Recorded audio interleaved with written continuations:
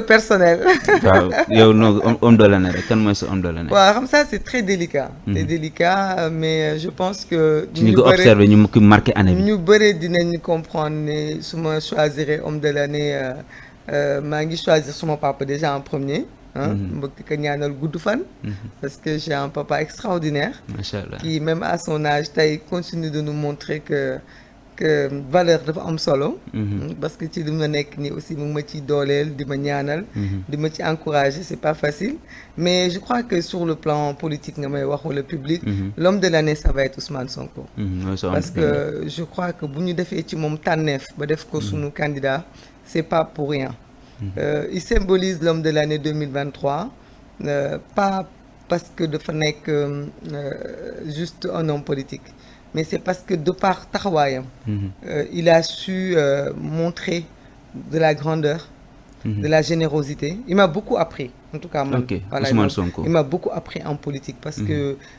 en général man je suis très radical en politique mais moom il a su montrer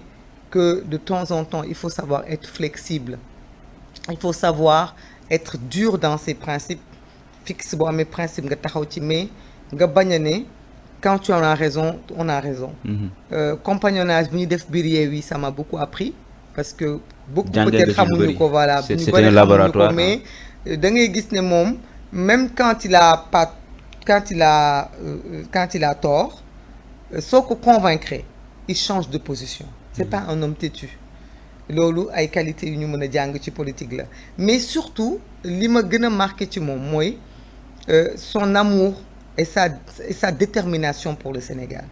C'est-à-dire que l'engagement bu mu am patriotisme mais engagement bu mu am Sénégal nekk na engagement bu profond de telle sorte que il se dit il faut que dans cet engagement on marque les générations futures. Il faut que chaque moment on montre que on doit être devant. Quand on voit un Ousmane Sonko cagoulé, un Ousmane Sonko bu ñu toj vitre mu toog serein, un Ousmane Sonko bu ñuy gazé mu taxaw devant des forces de l'ordre résister avec les images qu'on a vues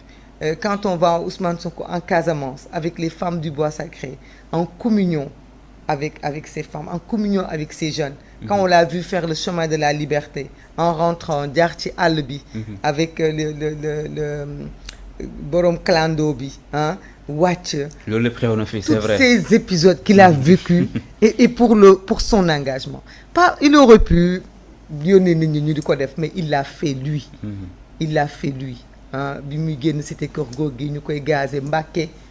Ousmane Sonko qui allait tout droit ba muy dem ci Baye Fall yi en tenue de Baye Fall c'est carrément le dévouement bi muy dem ci jumaa ji gis nañu yar bi teggin bi taxawaay bi mu taxaw bis boobu tamit foofu mais gis nañ ko itam bi ñu ko bëggee tere mu accéder Mbacké taxawaayu fulla ak fayda bi mu taxawee donc pour toutes ces raisons-là c'est mon homme de l'année c'est aussi mon homme de l'année par rapport aussi à ces moments qu'on l'a vu vivre avec sa famille que ce soit avec ses épouses que ce soit avec ses enfants parce que même quand il était barricadé il nous arrivait de lui parler de l'entendre on voyait que voilà c'était une personne très délicate boo xam ni ku bëgg njaboot la ku am nekk jàmm ak ay soxnaam fekk nañ ko ci biir këram nit kuy mën a fo nit ku oyof donc yooyu yëpp tax na ba man je pense que 2023 c'est son année il a tout gagné il n'a rien perdu si au-delà de ce qu'il a vécu en politique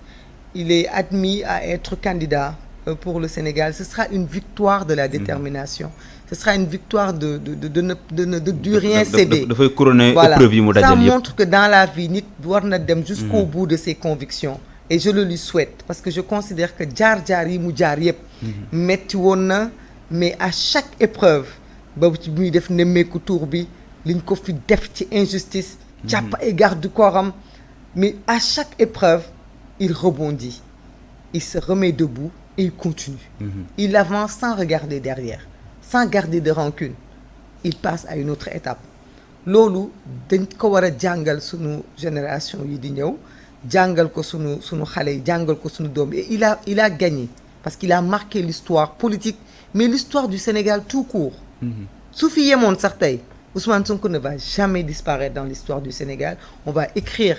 des mémoires sur lui les gens vont écrire ku nekk lu mu partager ak moom ak taxawaayam yow di nga ci jàngat le personnage te loolu mooy itam ñun ñëpp sabab lu ñuy dundee fii dañuy dund pour marquer notre époque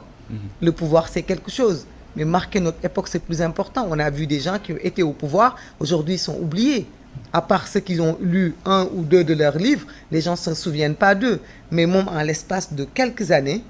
il a su laisser tellement de preuves de souvenirs aux gens qui l'ont côtoyé dañ koy ñaanal gudd fan mais itam en aucun moment on l'a vu faiblir et pourtant c'est important. Et pourtant certes il y en a certainement eu des moments de faiblesse mais il a toujours donné le meilleur de lui-même aux Sénégalais et donc ñun le seul devoir qu'on a vis-à-vis de lui c'est d'essayer de lui rendre ce meilleur-là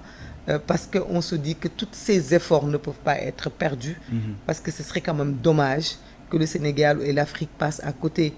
de tant d'énergie positive et tant d'envie de changer. Ok Vraiment une force de changement qui est en lui. C'est important ban événement moo la gën a marqué ci année bi.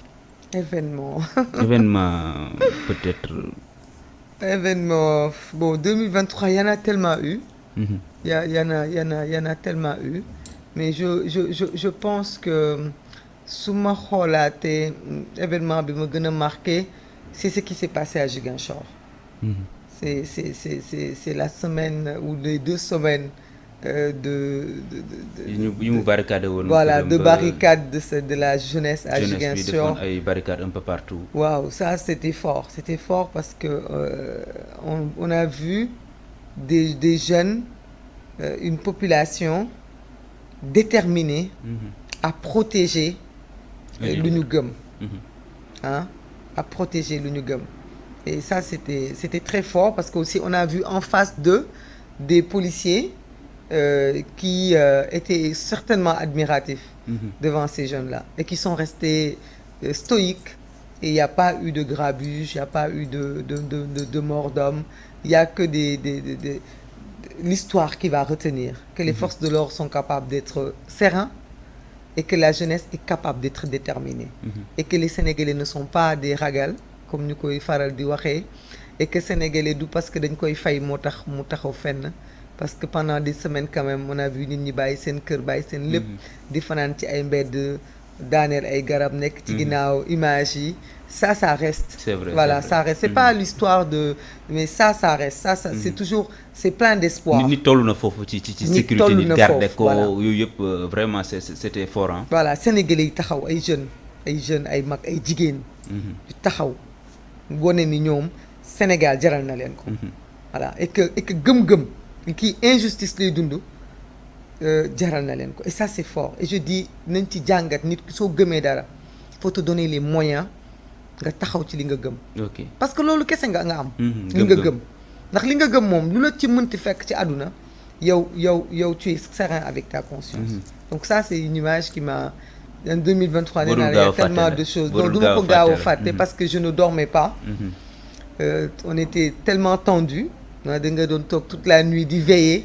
di xool lan moo fa xew mbaa tout va bien des fois sax da ngay gis xale yi dañ naan la tata demal tëddi ñu ngi veiller il se passe rien donc et puis aussi ces termes d'affection des gens que moi je connais pas il y a des gens sur les réseaux sociaux la ñu xamante mais j'ai l'impression de les connaître. Voilà ils te disent tata même je discute avec ñoom au téléphone je les ai jamais vus et c'est dans ces moments de combat que ki nekk Ziguinchor ki nekk États-Unis ki nekk Dakar mais ñoo bokk moment bu ñuy dund parce qu'on vit la même chose au même moment et tout ça c'est dans la quête d'un meilleur Sénégal parce que refuser qu'on sacrifie Ousmane Sonko et le projet qu'il a c'est tout simplement refuser qu'on nous empêche d'écrire un certain livre et certaines pages de notre histoire parce qu'on a le droit. Nous on s'est tellement vu refuser de choses depuis que l'Afrique depuis que le Sénégal est Sénégal il y a toujours ay nit ay complot ay lobby yoo xam ne ñoom ñooy décider à notre place kan moo war a nekk suñu président kan moo war a nekk suñu intellectuel kan moo war a nekk suñu romancier kan moo war a nekk lii kan moo war a nekk lii ñun on a le droit de choisir parce que war nañu xool kan la ñuy tànn parce que et c'est la première fois dans notre histoire qu'on veut choisir Oui. Parce que même Macky Sall avec Abdoulaye Wade, on nous avait juste demandé de choisir entre cela. Mais là, c'est un choix. Voilà, là, c'est un choix construit depuis des années. Et les Sénégalais ont ce droit-là. Mais il y a d'autres candidats aussi. Hein. Il n'y a pas que le candidat Ousmane Sonko. Il y a d'autres candidats qui sont dans l'opposition. Am profil yoo xamante ne non amuñu profil nekk président. Amuñu profil yeneen candidat amuñu profil. Mais am nañ profil nekk candidat. non mooy mën a boo nee yeneen candidat amuñu profil bi tamit. non du sànni xeer. amuñu profil te maa ngi leen di demander encore nañu ñëw yéeg ci train bi. Train de l'histoire bi. C'est le bon train, c'est le train là qui porte. Train Ousmane Sonko. Voilà, il faut pas avoir de l'orgueil. Hein. Là, c'est un parcours, c'est le parcours d'un homme qui est arrivé là. Et c'est yàlla moo bëggoon moom mu arrivé fii bokk génération ak ñoom Maymuna bokk génération ak ñeneen ñu ko bokkal ba war a tomber fii donc nañ ci ñëw jàpp nangu dogal yàlla mais loolu day yomb trop ñu rëy parce que amul njëriñ nangu dogal yàlla daal day yomb trop eux seront recalés par le parrainage parce que ñu bëri ci ñoom ñu ngi wax suñu dossier matul mais am na ñu bëri ñu ñoo leen gën a le dossier parce que ñun am nañu parrainage si ñoom amuñu ko donc je les invite vraiment dès que ñu recaler leen nañu jàpp ni les mains sont ouvertes hein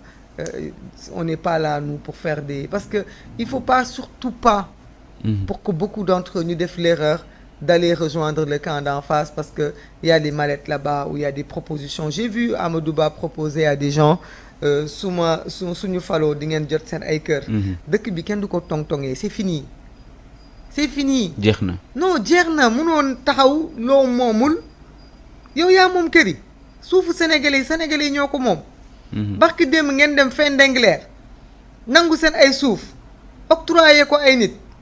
ba tey ñu am sañ-sañu taxaw ci espace politique bi naan dañuy campagne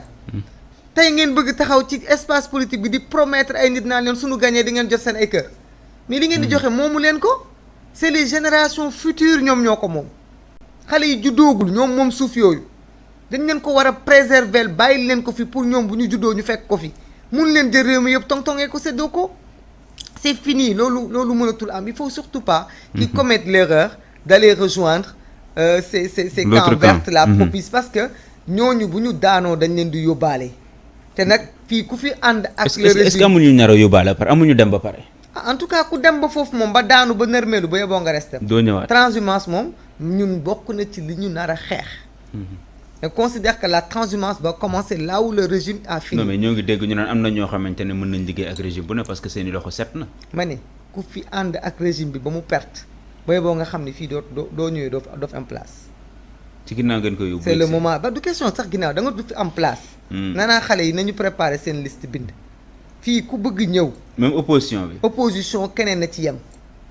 ku fi ànd ak régime bii finissant ak li ñu fi def lépp ci ay torture ci ay malversation bis bu ñu daanoo ba yeboo nga yem sa ay bagages nga dem c'est le moment de se parce que nit ki toujours tu as une possibilité de te ressaisir il n'est jamais trop tard nanu yeewu génn ci liñ nekk ñëw ci gaalu changement bi yéeg ci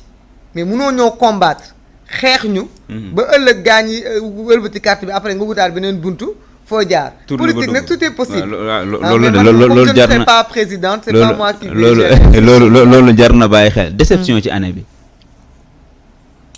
déception oui su ma ko mënee wax déception bu ma am dans ce qui s'est passé c'est le comportement d'une certaine police ouais la police